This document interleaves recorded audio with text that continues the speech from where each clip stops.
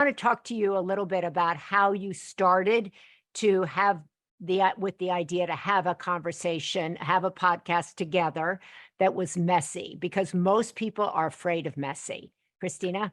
Yeah, I was going to say, so it kind of, the origin of it actually was, I was having one of my infusions. I get an infusion for my MS every 6 months. And my dear friend, Jenna Fisher, who has a podcast called Office Ladies, she just came to keep me company and bring me some lunch. And I was like, I'm not going to work probably, at all. Or if I do here and there, she goes, you need to just do a podcast. Like, you need to do a podcast. She's like, you're so weird and all this stuff. And I was like, I don't know. Isn't that like a thing? And hearing myself talk and blah, blah, blah.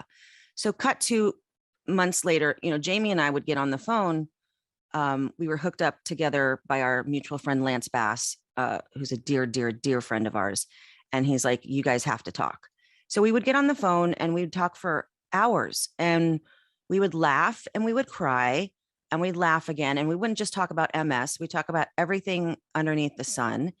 And it was like, we'd feel better after these phone conversations. So I said, should we make this a thing? Like us, just a subject, like whatever subject with no structure, and, and just talk and record it and see what happens. And that's really where Messy was born.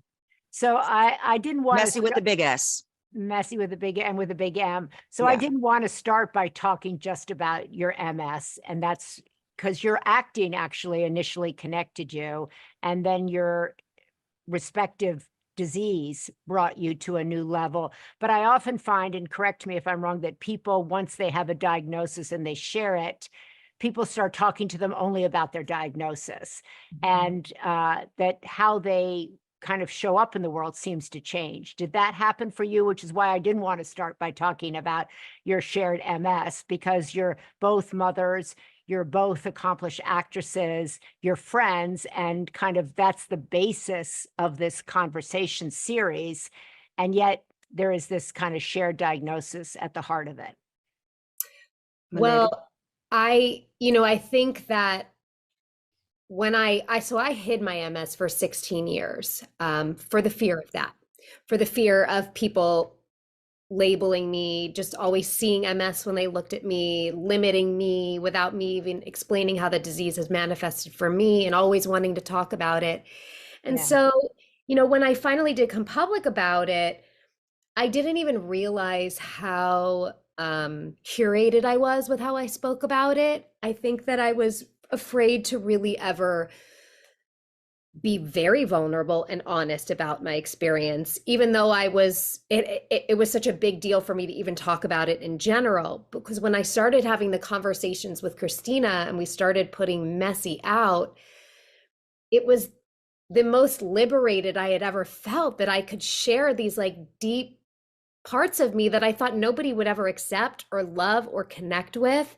And to feel the connection and community from that, I think is the biggest lesson and gift that I've been able to experience. And now I can't stop talking about it. I want to be honest about my specific journey, because there's somebody else there that's feeling that way, that also feels alone. And because I felt for so long, nobody will ever understand this, even my own girlfriends who are like sisters to me. I didn't divulge the intimate details of what I was going through because I never thought anybody could connect with that.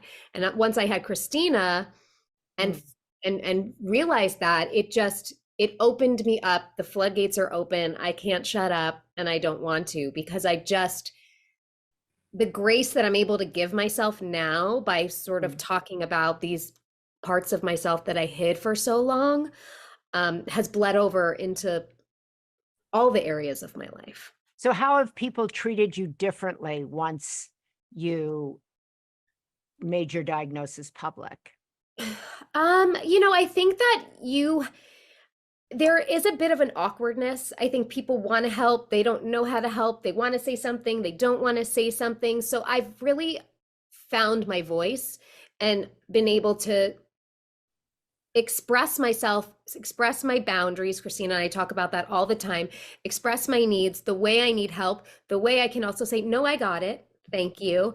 You know, I think having that ownership over my own experience has allowed me to be not as much of a victim to it and ask for help when I need it and then deny the help when I really want to try it on my own. And even in with my own girlfriends, you know, we've had to have a difficult conversation once where, you know, they've said to me, Jamie, we don't know how to help you. We Yeah. want to help you, but we don't know how. And I've been able to find the voice, like I said, to be able to express that. So Christina, when you hear Jamie talk about that she hid her diagnosis for so long and that actually finding you uh, to talk to about this shared disease, this shared diagnosis, that everything changed, how does that make you feel? And was your experience similar? I mean, so, a bit different because I was diagnosed while I was in the middle of shooting dead to me. And what had happened was some, person got a picture of me in my wheelchair.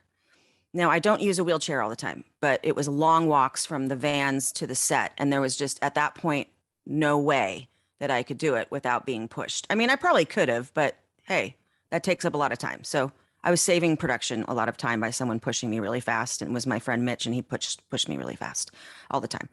So it was a little different. I had to kind of just come out. I didn't have time to grieve privately and all of that. It was just became, that was it. That was the headlines now. And now, okay, now I'm that person. Now I'm the girl that you've watched for 40 years, like now has this thing and looks different and walks different and all the things. And so I had to kind of get ahead of it so that people weren't trying to follow me around to see if I was walking okay, if I had a cane and if I stumbled. And so I had to come out, but and I felt really alone. I felt so alone because I'd been dealing with the symptoms of it for a few months and not knowing what it was like. And it started out as a little tingle in the toes, which I always tell people, like, oh, don't be a hypochondriac. I'm like, be a hypochondriac. Like, honestly, be your own advocate. If something is weird, you're not stupid by asking, hey, maybe check this out.